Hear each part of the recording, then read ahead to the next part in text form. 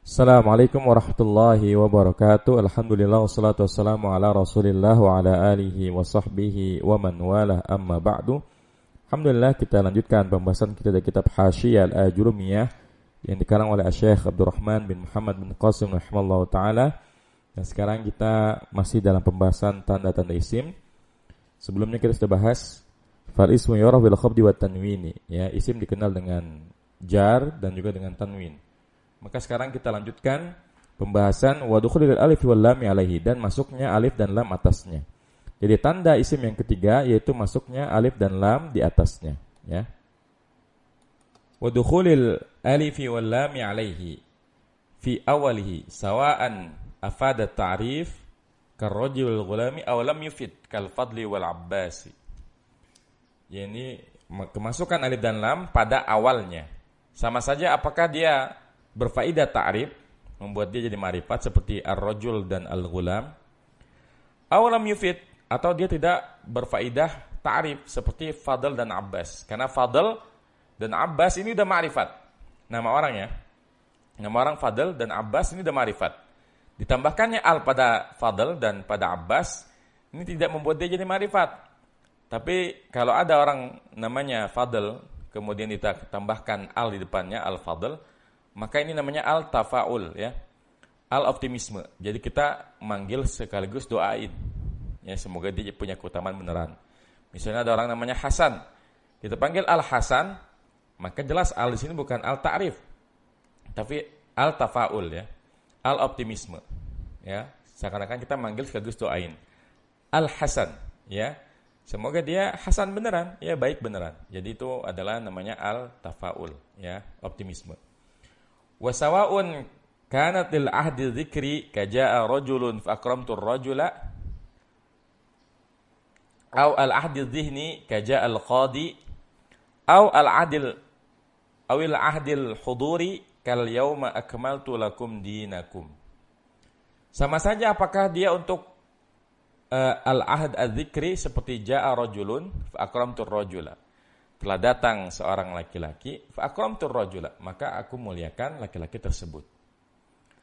Atau untuk al-ahad adz-dzihni seperti ja'al qadi, atau untuk al-ahad al-huduri, contohnya al-yauma akmaltu lakum dinakum.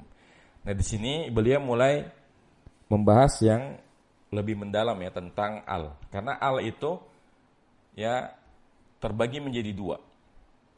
Ada al-ahdiyah, ada al-jinsiyah. Jadi ada al-ahdiyah, ada al-jinsiyah. Apa perbedaan antara ahdiyah dengan jinsiyah? Kalau ahdiyah itu adalah al yang bersambung dengan nakirah. Bersambung dengan nakirah, kemudian dia menjadi ma'rifat dengan disebabkan adanya al tersebut. Ini namanya al-ahdiyah. Jadi asalnya nakirah, karena ada alnya menjadi ma'rifat. Kalau al-jinsiyah, ya, dengan kemasukan al, maknanya bukan makna ma'rifat, tapi maknanya makna umum. Jadi al di situ tidak membuat dia menjadi makna ma'rifat, tapi maknanya makna umum, ya. Makanya ketika beliau, ya, Syekh Abdurrahman sini memberikan contoh, ya, untuk ahdiyah ada tiga lagi, terbagi menjadi ada zikri, ada zihni, dan ada huduri. Zikri penjelasannya itu kalau kita sebelumnya menyebutkan nakirahnya, setelahnya kita sebutkan ma'rifatnya. Seperti ini kan kalimatnya, ja'a rajulun, awalnya nakirah, ja'a rajulun, telah datang seseorang, ini nakirah. Akramtur rajula, maka aku muliakan orang tersebut. Nah, ini namanya ahdiyah zikriyah. Kemudian ada zihni, ja'al qadi. Ya, zihni itu adalah orang yang kita beri nama dengan gelarnya. Ja'al qadi, ya, telah datang qadi, ya. Mungkin ada orang namanya Ahmad dan beliau seorang qadi, maka kita namai dia dengan ja'al qadi, ya, telah datang al-qadi. Atau yang ketiga al-huduri. Ya, ini menjelaskan tentang kejadian itu terjadi di saat sekarang, dan memang pembahasan tentang al-huduri ini selalu dikaitkan dengan kata al-yaum, ya. Al-yauma, hari ini. Akmaltu lakum dinakum, ya, telah aku sempurnakan bagi kalian agama kalian, ya. Nah, Ini bisa dilihat i'rabnya. Ja'ar rajulu fa'akramtur rajula, ja'a fi'lun madin rajulun fa'ilun wal fa'u fa'us sababiyah wa akramtu fi'lun wa fa'ilun war rajulu maf'ulun bihi. Kemudian untuk kalimat ja'al qadi, i'rabnya ja'a fi'lun madin wal qadi fa'ilun marfu'un wa alamatu raf'i dhammatun muqaddaratun 'alal ya'i man'a min dhuhuriha as-siqalu li'annahu ismun manqusun mu'talul akhiri bil ya'i. Kemudian ayat yang contoh yang ketiga, al-yauma akmaltu lakum dinakum, al-yauma dzarfun wa akmaltu fi'lun wa fa'ilun wa lakum jarun wa majrurun wal kafu dhamirun mabniyun 'ala dhammi mahalluhu jarrun wal mimu 'alamatul jam'i. Dina maf'ulun bihi mansubun wa mudhafun wal kafu mudhafun ilaihi wal mimu 'alamatul jam'i. Ya, nah.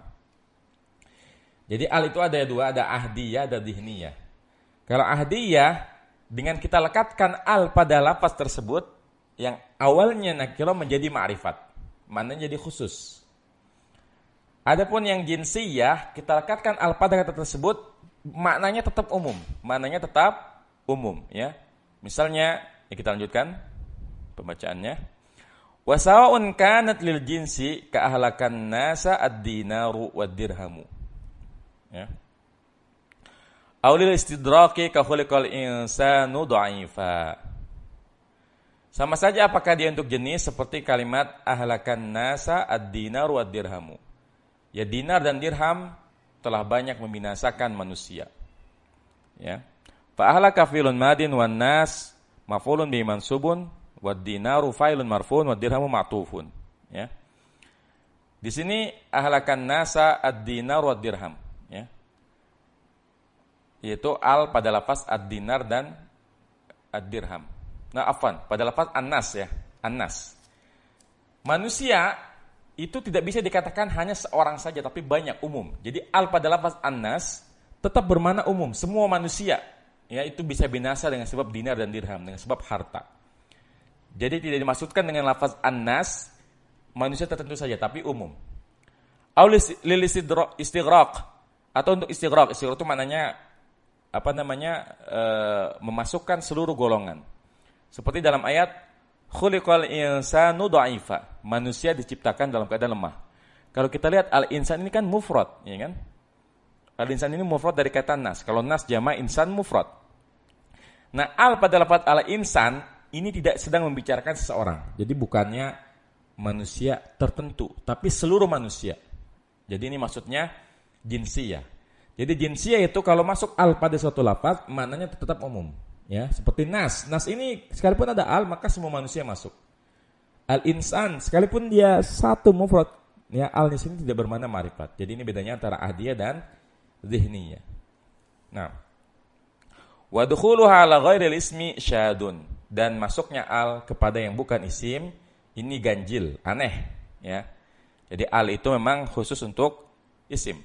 Meskipun, ya, kalau kita membaca kitab seperti Al-Fiqh Ibnu Malik itu ada contoh al yang masuk kepada fi'il, tapi ini syadz, ya, ganjil, aneh. Nah, wa abbara al-aktsaru bi al, dan kebanyakan orang menggunakan istilah al. Jadi bukan wadukhulil alifi wal lami, tapi wadukhuli al. Ya, penamaan dengan al lebih afdal. Kenapa? Li'annal qaidata annal kalimata idza kanat ala harfaini yuntaqu bi lafdhiha. Karena kaidahnya menyebutkan bahwa kata itu apabila terdiri atas dua huruf, maka dia lafazkan dengan lafaznya. Jadi kita enggak bilang al alif wal lam tapi al. Seperti misalnya min dan an. Kita bilangnya min dan an, bukan al mimu wan nunu kemudian al ainu wan nunu. Tapi kita bilangnya min wa an. Makanya al yang lebih afdal kita ucapkannya al. Jadi bukan wadukhulil alifi wal lami tapi wadukhuli al. Ya, karena ini aturan baca. Kalau huruf satu dieja, seperti misalnya kalimat marratu bi zaidin, kita enggak boleh bilang bi tapi al ba'u. Tapi kalau dua dan seterusnya dibaca min, ila, an, ala dan seterusnya, ya. Nah, tapi barangkali untuk pembahasan yang ketiga ini cukup sampai sini, karena pembahasan selanjutnya tentang huruf jar agak panjang. Kita pisahkan di audio tersendiri. Semoga bermanfaat. Wassallallahu ala nabiyina Muhammadin wa ala alihi wasallam. Subhanakallahumma bihamdika asyhadu an la ilaha illa anta astaghfiruka wa atubu ilaik. Assalamualaikum warahmatullahi wabarakatuh.